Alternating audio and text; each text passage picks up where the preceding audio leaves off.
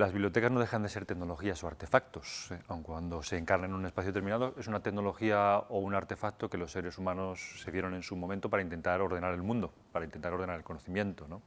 Claro, los bibliotecarios eran esos expertos capaces de proporcionarle ese orden, clasificándolo de una manera más o menos morosa, reflexiva, ¿no? Utilizando pues los tesaurus que se habían elaborado con ese propósito.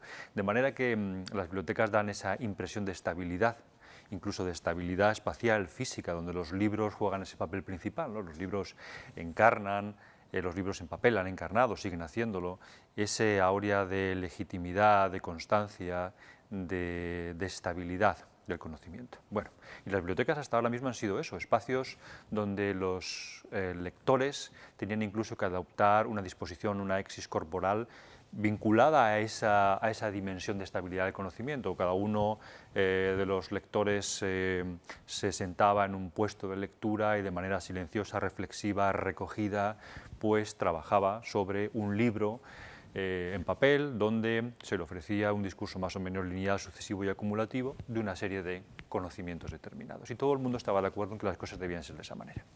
Bien. ¿Qué ocurre en el siglo XXI, o incluso antes del siglo XXI, a partir de los años 90? ¿No?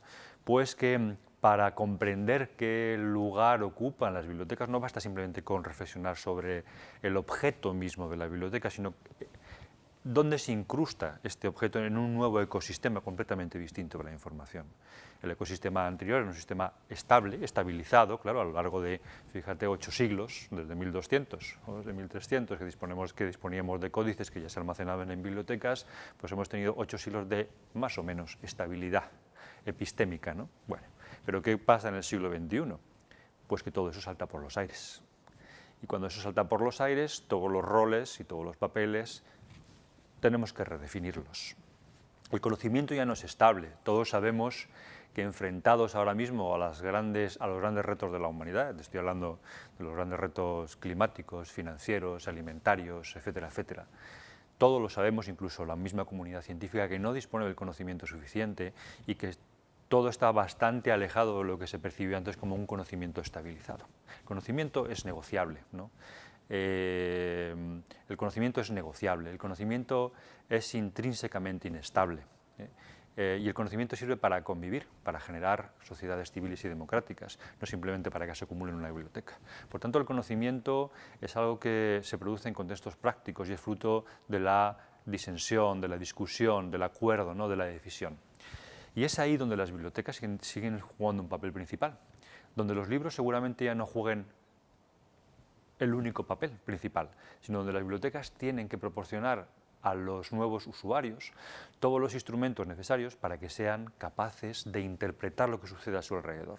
Y los libros ya no son la única fuente de interpretación estable, es una de ellas, principal. Todos los que amamos los libros seguiremos utilizándolos, sin ninguna de las dudas.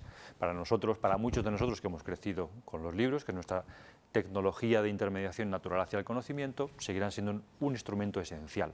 Pero eso no significa que sea ni el único y a veces ni siquiera el principal, sino que es un solo instrumento en una constelación de diferentes fuentes que los usuarios debemos utilizar para ser capaces de convertirnos en ciudadanos capaces de dirimir, de discutir, de llegar a acuerdos que sabemos que son intrínsecamente inestables, como es la convivencia, y que las bibliotecas en ese nuevo espacio ya no pueden estar dedicadas exclusivamente al almacenamiento y la clasificación estable del conocimiento mediante las prácticas profesionales de un grupo de expertos. Eso estaba bien hasta ahora mismo, pero todo eso tiene que abrirse a una realidad completamente distinta, donde la semántica se democratiza.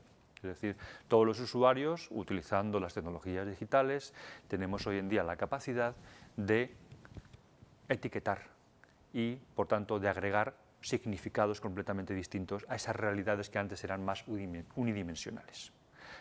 Por tanto, las bibliotecas están en una encrucijada ahora mismo, en donde deben, por tanto, redefinirse los espacios. Efectivamente, el espacio principal ya no puede ser únicamente el de un puesto de un lector, que recibe una serie de objetos que son unos libros, sino que tienen que ser espacios donde un usuario pueda encontrar lugares de trabajo compartido, acceso a fuentes muy distintas y diversas de información, sean digitales, sean audiovisuales, sean de otra naturaleza completamente diferente. donde se pueda cogenerar o co-crear ese conocimiento. Lo que necesitamos es generar una sociedad de intérpretes. Para ser una sociedad de intérpretes cualificados y bien fundamentados, necesitamos que las bibliotecas jueguen un papel distinto. Y también hay otro elemento, ¿no?, que no debemos soslayar, y es que vivimos en la época, claro, de la biblioteca ubicua. Y las bibliotecas antes se asociaban única y unidimensionalmente al espacio físico, donde uno accedía a esos objetos que eran los libros. Pero hoy en día, a través de un dispositivo digital, sea cual fuere, desde casi cualquier lugar podemos acceder al patrimonio documental, a los contenidos que una biblioteca nos ofrezca. Por tanto, ¿la biblioteca dónde está? ¿Está ubicada en un espacio físico en concreto o está allí donde nosotros nos encontremos mediante el uso de un dispositivo digital que nos da acceso a ese conocimiento? Incluso, fíjate, la misma idea de localización física pierde consistencia. Yo creo que eso tiene que ver con algo de lo que mencionaba hace un momento, ¿no?, y es lo que podríamos llamar eso, la democratización, por una parte, de la semántica. Es decir, ya no los objetos, antes yo recuerdo perfectamente cuando era estudiante, ibas a una biblioteca y tenías una serie de ficheros que te permitían pues una doble clasificación que era temática o alfabética, ¿no?, por autores. Y eso se encargaban una serie de profesionales donde más o menos ellos habían decidido que ese objeto, mediante el uso de un tesauro determinado o la CDU o cualquier sistema de clasificación que tuviéramos, lo almacenábamos. ¿Qué sucede cuando disponemos de tecnologías que a todos nosotros, lectores, nos permiten clasificar, reclasificar y clasificar socialmente un objeto o un contenido? Lo que le estamos añadiendo son múltiples dimensiones de significado y ese objeto lo incluimos dentro de una conversación o dentro de una discusión y lo convertimos en algo completamente distinto, incluso sin el concurso de los especialistas o al margen de ellos. Y las bibliotecas tienen no solo que tolerarlo, sino que tienen que promoverlo. No solo que es que sea una molestia de lo que los legos hacen con los expertos, no, sino que los ciudadanos tienen todo el derecho del mundo, es más, se debe fomentar su capacidad para hacer eso.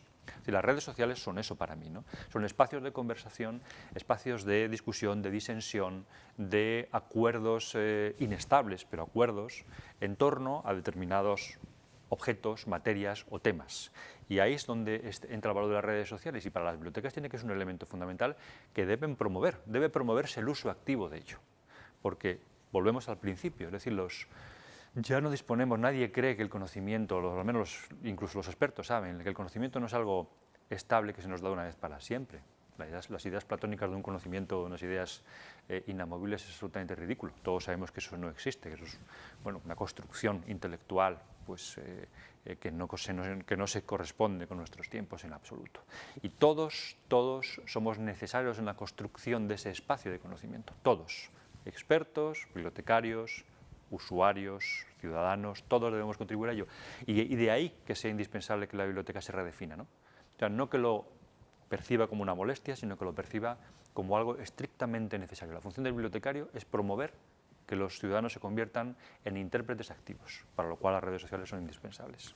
Es particularmente reseñable algunos de los ejemplos que están dentro de un programa que se llama Bibliotecas 2040, que comenzó a promover el gobierno holandés, con el concurso muy activo de muchas de las bibliotecas de Norte de Europa, Dinamarca, Noruega, etcétera, etcétera, en donde se puede encontrar en la red ahora mismo toda esa publicación, donde empezaron a pensar cómo serían las bibliotecas pues, en esa época, en el 2040. Pero es que no nos hace falta irnos tan lejos.